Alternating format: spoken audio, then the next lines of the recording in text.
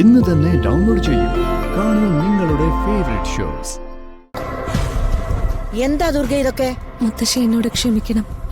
ഞങ്ങളുടെ മുന്നിൽ വേറെ വഴിയൊന്നും ഇല്ലായിരുന്നു.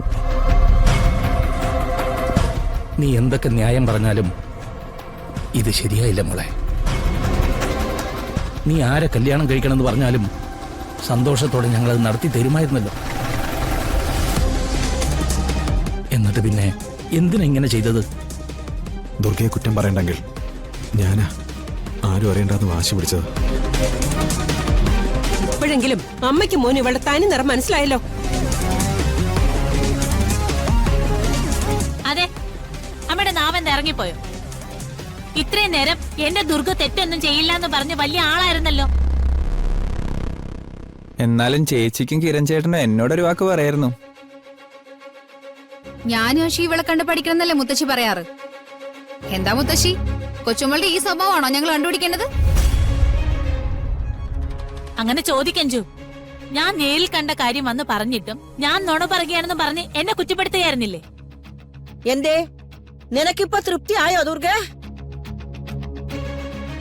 നിന്റെ പേരിൽ ആരുടെ മുന്നിലും തലകുനിക്കേണ്ടി വരില്ല എന്നൊരു വിശ്വാസം എനിക്കുണ്ടായിരുന്നു. ആ വിശ്വാസാ നീ തകർത്തത്. മുത്തശ്ശി, നീ ഒന്നും പറയണ്ട. നീ എന്നെയും നിന്റെ അച്ഛനെയും നീ ചതിച്ചു. അല്ലമ്മ, സംഭവിക്കാനുള്ളതെല്ലാം സംഭവിച്ചു. ഇനി അവരെ അനുഗ്രഹിക്കല്ലേ വേണ്ടത്. നിർത്തണോ? താൻ ഒരാളാ ഇതിനൊക്കെ പിന്നിലെന്ന് എനിക്കറിയാം. ഇവർക്കേ ഇത് തന്നെ വരണം. കുട്ടൻ കുട്ടൻ കുട്ടെന്ന് പറഞ്ഞ് വായിൽ 1000 തവണ പറഞ്ഞോണ്ട് നടക്കല്ലായിരുന്നോ അമ്മയും മോനും? അവസാനം എല്ലാവരും കൂടി ചതിച്ചില്ലേ? എന്തിനു വേണ്ടിയാ നിങ്ങൾ രണ്ടുപേരും ഇത് ചെയ്തെന്ന് എനിക്കറിയണം. ഞങ്ങള് അതെ, ഞാൻ നിന്റെ ആഗ്രഹത്തിനെതിരെ നിൽക്കുമെന്ന് നീ കരുതിയോ? അതോ ജീവിതത്തിൽ നിനക്കൊരു സന്തോഷം തരാത്ത ഈ അച്ഛനോട് ഒന്നും പറയണ്ടെന്ന് കരുതിയോ? അങ്ങനെയൊന്നും അല്ല അച്ഛ. അച്ഛൻ എന്നോട് ക്ഷമിക്കണം. വേണ്ട കുട്ടി, മതി. ഇനി നിന്റെ നാടകം വേണ്ട. ഇത്രയും നാളും നീ പറഞ്ഞതൊക്കെ കണ്ണടച്ച് വിശ്വസിച്ചു. ഇനി ഞാൻ നിന്നെ വിശ്വസിക്കില്ല. അങ്ങനെയൊന്നും പറയല്ലമ്മേ. ഇവര് പുതിയൊരു ജീവിതത്തിലേക്ക് കടന്നിരിക്കുക. അവരെ അനുഗ്രഹിക്കല്ലേ നമ്മൾ ചെയ്യേണ്ടത്. നിന്നെ ഞാൻ ദേവനെ പോലെയാ കരുതിയത്.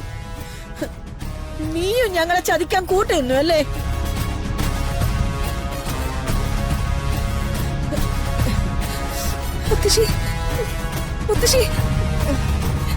അച്ഛാ, ചേച്ചി നമ്മളോട് പറയാതെ കല്യാണം കഴിച്ച തെറ്റാ.